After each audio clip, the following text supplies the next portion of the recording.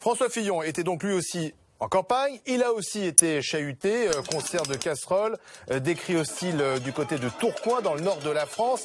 Sans doute une nouvelle démonstration des difficultés de sa campagne depuis le déclenchement de son affaire. Ça a fortement agacé le candidat de la droite. Il l'a d'ailleurs fait savoir en réunion à Tourcoing, à côté du maire Gérald Darmanin. Écoutez-le. Je suis désolé que vous ayez été accueilli un peu bruyamment.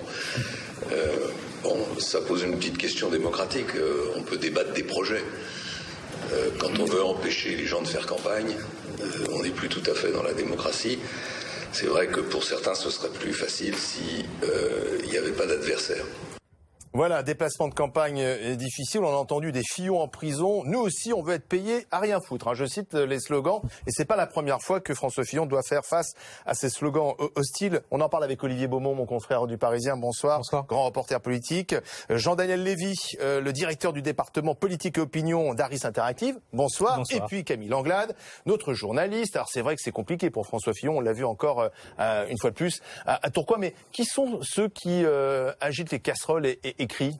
Ce sont des militants front de gauche et ne s'en cachent pas. D'ailleurs, ils arrivent avec des panneaux et des drapeaux du front de gauche. Donc des militants communistes aussi, ils se revendiquent. Mais bon, ça c'est le lot de tout candidat en campagne, d'être chahuté pendant sa campagne. Là, évidemment, les affaires arrivent en suspens et mobilisent encore plus ces différents militants. Mais ce qui est vrai, c'est que François Fillon n'a quasiment pas rencontré d'habitants de Tourcoing. Aujourd'hui, il n'est pas allé à la rencontre de la population, sauf dans cette salle huis clos avec des habitants ou des responsables. Il est resté dans la mairie en fait. Il est resté dans la mairie et il est sorti en 15 secondes, esquivant les questions des journalistes, alors même qu'il y avait des Fillon président, donc quelques militants pro-fillonistes qui s'étaient rassemblés. Il aurait dû en profiter d'ailleurs pour aller vers eux et leur serrer la main ou les encourager. On n'a aucune image d'échange de François Fillon avec des électeurs potentiels ou des contredisants. Olivier Beaumont, c'est-à-dire que pour l'instant, François Fillon ne peut pas se promener tranquillement en France. C'est tout le problème de sa campagne. Et ce qu'on a vu ce matin, c'est une chronique habituelle de la campagne de François Fillon aujourd'hui.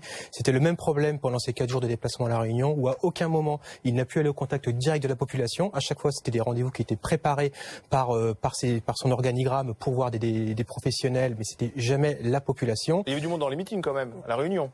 À La Réunion, il y a eu du monde dans les meetings, mais c'était des sympathisants et la claque était organisée. D'ailleurs, François Fillon lançait le chiffre de 8000, ils n'étaient absolument pas 8000. Donc c'était dans l'enthousiasme, on annonce beaucoup de monde, mais ils étaient 2 fois moins. Et voilà, et ça va continuer encore pendant les semaines à venir. C'est-à-dire que les concerts de casseroles, je pense que pour François Fillon, ce n'est que le début du chemin de croix et c'est pas parti pour que ça change. Quel impact sur l'opinion ces images montrées par BFM TV et les autres? Paradoxal. Premier aspect, c'est quand on pose la question que retenez-vous aujourd'hui de François Fillon, de sa campagne, de ce qu'il peut le dire dans le cadre de sa campagne pour la présidentielle, c'est les affaires, Fillon-gate, Penelope-gate.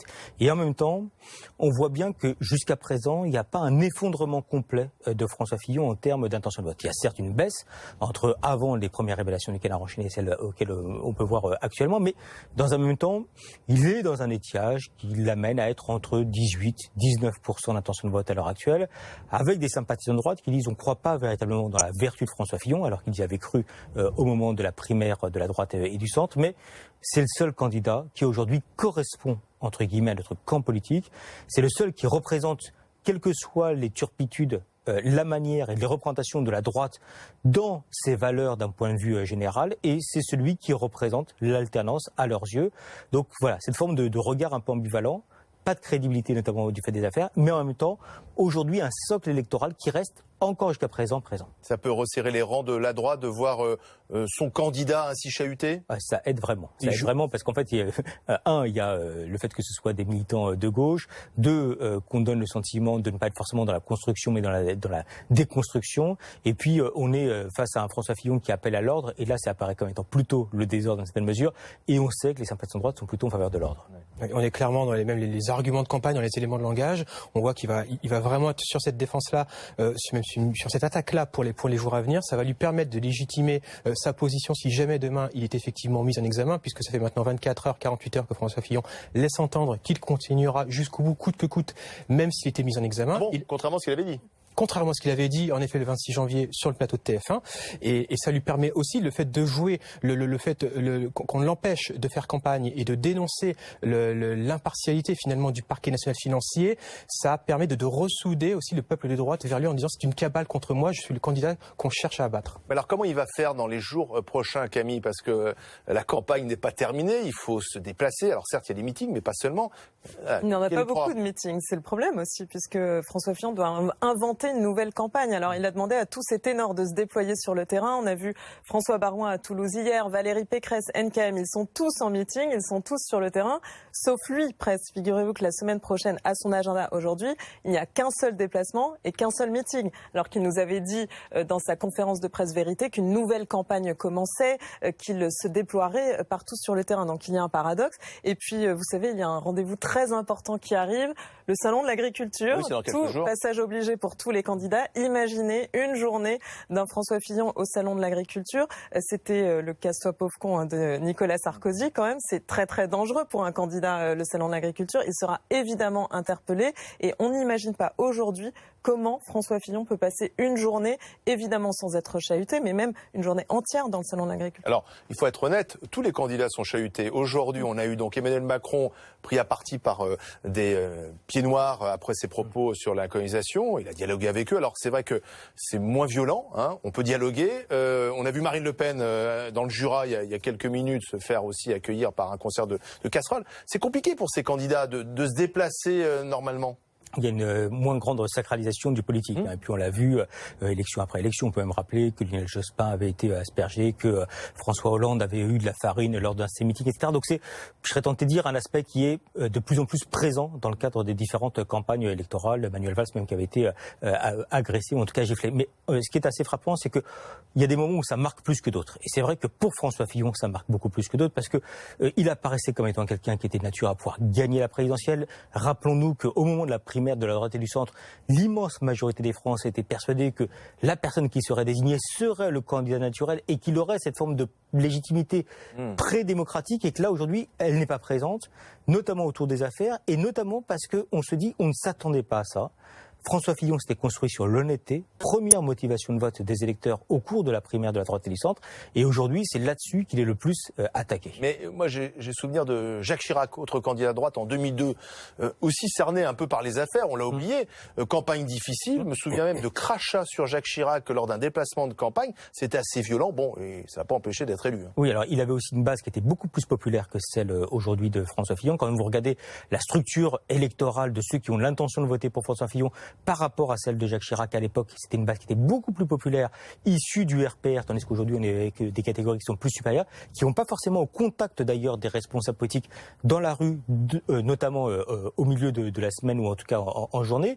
Et puis en parallèle, une forme de regard qui amène à dire Jacques Chirac, les Français se disaient pas qu'il était profondément honnête au départ, et donc ils n'ont pas été heurtés outre mesure. C'était super menteur, super menteur, les Guignols. Et donc il n'en avait pas fait un argument de campagne. C'est injuste d'ailleurs pour François Fillon. On n'y a pas forcément de justice dans l'opinion de manière globale. En tout cas, on ne disait pas au début, il est honnête, donc le fait qu'il ne le soit pas, bon, ça heurtait pas plus que ça. Là, François Fillon, c'était vraiment une forme de chevalier blanc, et on voit d'ailleurs réémerger des interviews, des prises de parole, des écrits de sa part sur l'honnêteté, sur la nécessité de la part des médias de devoir traquer justement les responsables politiques. Là, il donne le sentiment de pécher par là où il a gagné une partie de son lien avec les Français. J'ai l'impression qu'on est entré dans une autre période de la campagne, un tournant. Le parquet donc a dit que pour l'instant il n'allait rien se passer, pas de classement de l'affaire, mais pas non plus de renvoi devant un tribunal ni de mise en examen. Donc on continue. Donc François Fillon doit réinventer quelque chose là dans les jours qui viennent. Il doit réinventer, c'est compliqué. Vous savez que ce déplacement de Tourcoing, il a été décidé hier. Hier après-midi, ça s'est affiné tout ça, mais ça s'est décidé vraiment hier matin. Il était question aujourd'hui qu'il aille à Angers initialement. Donc c'est vraiment une campagne à la petite journée. Tourcoing, c'est une ville, il faut le dire, dont le maire est un sarkozyste, Gérald Darmanin, ville du Nord, ville populaire, mais qui a été prise par la droite. Là, François Fillon, il est dans une campagne présidentielle où il ne peut pas s'adresser à tous les Français. Donc, sa nouvelle stratégie pour les jours et les semaines à venir, c'est d'essayer de ressouder ce bloc de droite qui lui fait défaut aujourd'hui. Comment va-t-il le faire? On l'a vu déjà, on a eu une esquisse mercredi soir de son meeting à Compiègne où il a parlé de sécurité et il va aller sur toutes ces questions-là, la sécurité, l'immigration, les thèmes régaliens. Là, l'objectif, c'est de consolider la famille, tout à fait. Mais là, c'est un peu ce qu'avait essayé de faire, ce qu'avait fait Nicolas Sarkozy en 2012. Il était en difficulté. difficulté. Ce qu'avait essayé de refaire Nicolas Sarkozy pour la campagne de la primaire, c'est-à-dire je ne fais pas une campagne de second tour, mais je fais une campagne de premier tour, je rassemble devant la famille. L'objectif, c'est d'être qualifié au second tour et après, c'est une nouvelle bataille qui commence. C'est ce que va essayer de faire François Fillon là. On a vu que pour Nicolas Sarkozy, en 2012, comme pour la primaire, ça ne lui a pas permis de gagner. Ouais. Mais est-ce que ses petits camarades à droite vont l'aider? Alors effectivement, cette semaine, on a vu Gérald François Darmanin, Baroin. il est sarkozyste NKM, et il voilà. mouille le maillot. Oui. Donc il va continuer à être aidé par les autres parce que les autres peuvent eux, se déplacer. Pour l'instant, mais je parle sous le contrôle de Jean Daniel, tant que ce socle se maintient, tant qu'il n'y a pas de nouvel épisode judiciaire, le bloc, il est là.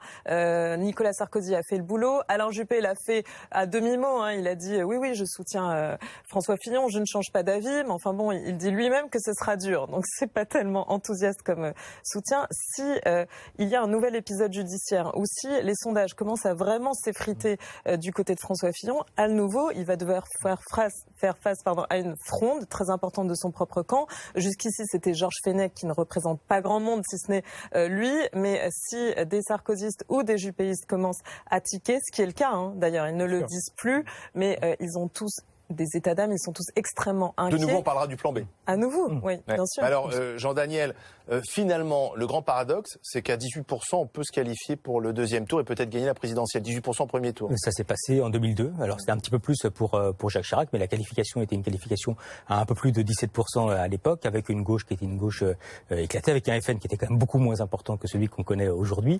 Mais il y a un niveau de qualification qui peut être plus bas que celui qui est effectivement escompté. On pensait au début qu'il serait plutôt aux alentours de 23-24. Là, aujourd'hui, effectivement, il peut se passer à 18%. La chance, entre guillemets, de François Fillon, c'est que on est face à un ensemble qui est embarqué, notamment du fait de la primaire, et puis également en absence de candidat naturel, légitime, qui s'impose de lui-même dans le cadre de différentes enquêtes, et une notamment qu'on avait réalisée pour RMC. On avait bien vu que quand on interrogeait les sympathisants de droite, il n'y avait pas de sauveur suprême, si vous me permettez cette expression, qui apparaissait comme étant naturellement, et c'était pratiquement le match de la primaire qui à nouveau était refait, parce que celui qui s'imposait après François Fillon, c'était celui qui était arrivé deuxième, à savoir Alain Juppé, et puis par la suite Nicolas Sarkozy, mais sans susciter d'enthousiasme, et même les jeunes nouveaux dont François Baroin dont on parle n'apparaissaient pas comme étant des personnalités qui apparaissaient comme fédératrices, en tout cas du point de vue de l'électorat.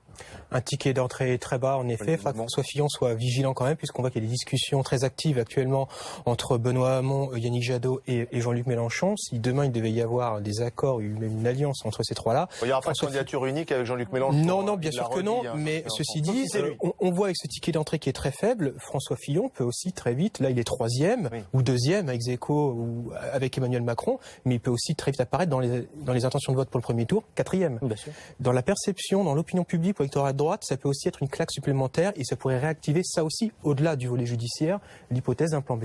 Avec une date butoir quand même, le dépôt des candidatures. 17 mars, c'est la fin du dépôt des candidatures. Une fois qu'on est candidat 17 mars, on ne peut pas remplacer la Alors là, candidature. chez François Fillon, il y a une petite, ils savent qu'il aura les parrainages, mais comme le début officiel du dépôt de parrainage c'est le 25 février, ils veulent que tout de suite, ils ressollicitent là tous les, parce que là ce ne sont que des promesses de parrainage, mais que les formulaires arrivent très très vite au Conseil constitutionnel pour que ce soit validé, tamponné, manière de dire aussi, vous voyez, il a déjà les parrainages, il est candidat. Mais le pari de François Fillon, c'est quand même de dire que ça se joue à 2-3 points. Ouais. Donc ça vaut le coup de continuer. Les temps sont très courts. Le parquet a justement botté en touche pour l'instant. Donc on y va. Ouais, un dernier mot, Jean-Daniel. On a pu penser qu'Emmanuel Macron ferait le break sur François Fillon après ces mésaventures. C'est pas le cas. Non, c'est pas le cas. En fait, on a une forme de stabilisation, voire une petite baisse d'Emmanuel Macron, avec une double interrogation. Première interrogation, c'est que dit exactement Emmanuel Macron? Et autant quand on parle de François Fillon, on nous répond à faire, autant quand on nous parle d'Emmanuel Macron, on nous parle de dynamique, mais pas de contenu politique en tant que tel. Et avec des électeurs qui aujourd'hui disent on aimerait bien savoir un petit peu plus ce qu'il nous propose, parce qu'il y a la perception diffuse de la part des Français qu'Emmanuel Macron est potentiellement le prochain président de la République. Et ce qu'ils attendent de lui, c'est pas uniquement qu'il se positionne par rapport aux autres, mais qu'il se positionne par rapport à un projet qu'il pourrait avoir pour la France. Cette semaine de polémique qui partait un peu dans tous les sens, ça peut dû aider. On va voir ça très vite. On va savoir très vite. Très bien. Merci messieurs, dames. Bon week-end à vous.